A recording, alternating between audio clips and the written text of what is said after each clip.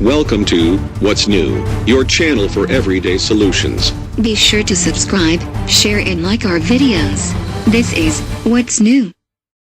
Unsealed documents raise questions on Monsanto weed killer. By Danny Hakim. A scanning machine illuminating a bottle of Roundup, a weed killer, as it moved along a production line at a facility in Antwerp, Belgium, owned by Monsanto. By Danny Hakim. The reputation of Roundup, whose active ingredient is the world's most widely used weed killer, took a hit on Tuesday when a federal court unsealed documents raising questions about its safety and the research practices of its manufacturer, the chemical giant Monsanto. Roundup and similar products are used around the world on everything from row crops to home gardens. It is Monsanto's flagship product, and industry-funded research has long found it to be relatively safe. A case in federal court in San Francisco has challenged that conclusion, building on the findings of an international panel that claimed Roundup's main ingredient might cause cancer. The court documents included Monsanto's internal emails and email traffic between the company and federal regulators.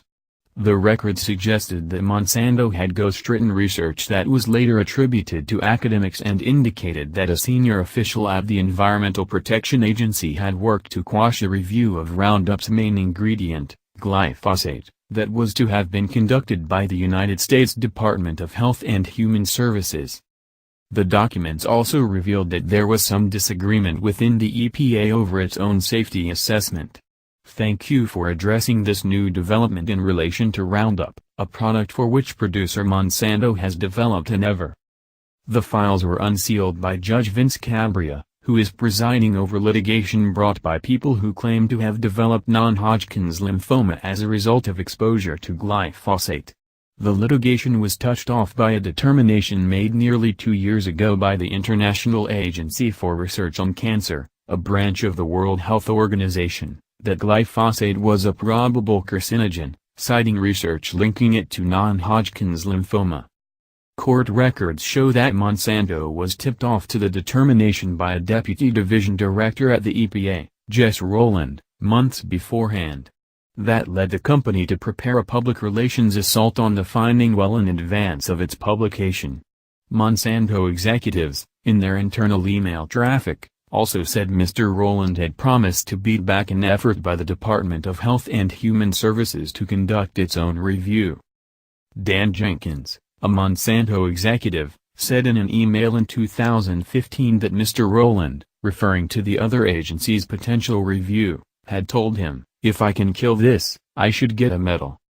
The review never took place. In another email, Mr. Jenkins noted to a colleague that Mr. Rowland was planning to retire and said he could be useful as we move forward with ongoing glyphosate defense. The safety of glyphosate is not settled science. A number of agencies, including the European Food Safety Agency and the EPA, have disagreed with the International Cancer Agency, playing down concerns of a cancer risk, and Monsanto has vigorously defended glyphosate. But the court records also reveal a level of debate within the EPA. The agency's Office of Research and Development raised some concern about the robustness of an assessment carried out by the agency's Office of Pesticide Programs, where Mr. Rowland was a senior official at the time, and recommended in December 2015 that it take steps to strengthen its human health assessment. In a statement, Monsanto said, "Glyphosate is not a carcinogen." It added, "The allegation that glyphosate can cause cancer in humans is inconsistent with decades of comprehensive safety reviews by the leading regulatory authorities around the world." The plaintiffs have submitted isolated documents that are taken out of context. The EPA had no immediate comment, and Mr. Rowland could not be reached immediately. Monsanto also rebutted suggestions that the disclosures highlighted concerns that the academic research it underwrites is compromised. Monsanto frequently cites such research to back up its safety claims on Roundup and pesticides. In one email unsealed Tuesday, William F. Haynes, a Monsanto executive, told other company officials that they could ghostwrite research on glyphosate by hiring academics to put their names on papers that were actually written by Monsanto. We would be keeping the cost down by us doing the writing and they would just edit and sign their names, so to speak, Mr. Hayden wrote, citing a previous instance in which he said the company had done this. Asked about the exchange, Monsanto said in a second statement that its scientists did not ghostwrite the paper that was referred to or previous work, adding that a paper that eventually appeared underwent the journal's rigorous peer review process before it was published.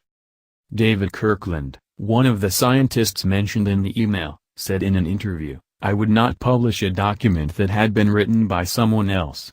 He added, "We had no interaction with Monsanto at all during the process of reviewing the data and writing the papers." The disclosures are the latest to raise concerns about the integrity of academic research financed by agrochemical companies. Last year, a review by the New York Times showed how the industry can manipulate academic research or misstate findings. Declarations of interest included in a Monsanto-financed paper on glyphosate that appeared in the journal Critical Reviews and Toxicology said panel members were recruited by a consulting firm. Email traffic made public shows that Monsanto officials discussed and debated scientists who should be considered, and shape the project. "I think it's important that people hold Monsanto accountable when they say one thing and it's completely contradicted by very frank internal documents," said Timothy Litzenberg of the Miller firm, one of the law firms handling the litigation. The issue of glyphosate safety is not a trivial one for Americans.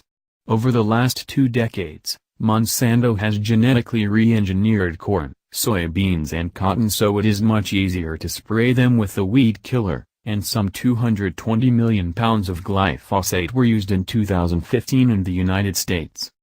People should know that there are superb scientists in the world who would disagree with Monsanto and some of the regulatory agency's evaluations, and even EPA has disagreement within the agency, said Robin Greenwald, a lawyer at Whites and Luxembourg, which is also involved in the litigation.